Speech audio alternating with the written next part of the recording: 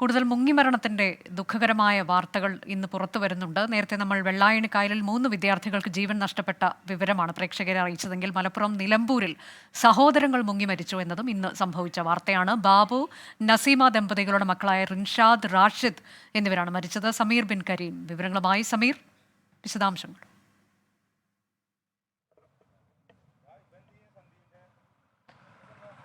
അനുജ, ഇന്ന് ഉച്ചയ്ക്ക് 1 മണിയോട് കൂടിയാണ് ഈ ഒരു അപകടം ഉണ്ടാകുന്നത്. അകമ്പാടം സ്വദേശികളായ ബാബു, നസീമ ദമ്പതികളുടെ മക്കളായ റിൻഷാദ്, റാഷിദ് എന്നിവർ ഈ കുറുവൻ പുഴയുടെ അകമ്പാടം ഭാഗത്തുള്ള കടവിൽ മീൻ പിടിക്കുന്നതിന് വേണ്ടി വന്നതായിരുന്നു. അതിൽ റിൻഷാദ് എന്ന് പറയുന്ന കുട്ടി ആദ്യം പുഴയിൽ മുങ്ങിപ്പോവുകയായിരുന്നു. ഇത് കണ്ട് സഹോദരനായിട്ടുള്ള റാഷിദ് എടുത്തുചാടി രക്ഷപ്പെടുത്താനുള്ള ശ്രമം നടത്തുകയായിരുന്നു.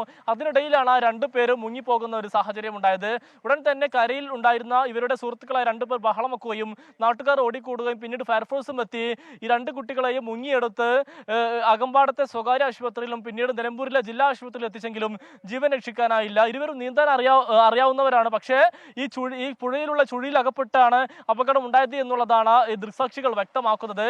എന്നാൽ ഇതുമായി ബന്ധപ്പെട്ട നിലവിൽ ഇവരുടെ മൃതദേഹമുള്ളത് നിലമ്പൂർ ജില്ലാ ആശുപത്രിയിലാണ്. പോസ്റ്റ്മോർട്ടത്തിന് ശേഷം ഇരുവരുടെയും മൃതദേഹം ബന്ധുക്കൾക്ക് വിട്ടു നൽകും. അനുജ, മലപ്പുറം നിലമ്പൂരിൽ പുഴയിലാണ് സഹോദരങ്ങൾ മുങ്ങി മരിച്ചത്. ചുഴിയിൽപ്പെടുകയായിരുന്നു ഇവർ. ബാബു, നസീമ ദമ്പതികളുടെ മക്കളായ റിൻഷാദ്, റാഷിദ് എന്നിവരാണ് മരണമടഞ്ഞത്.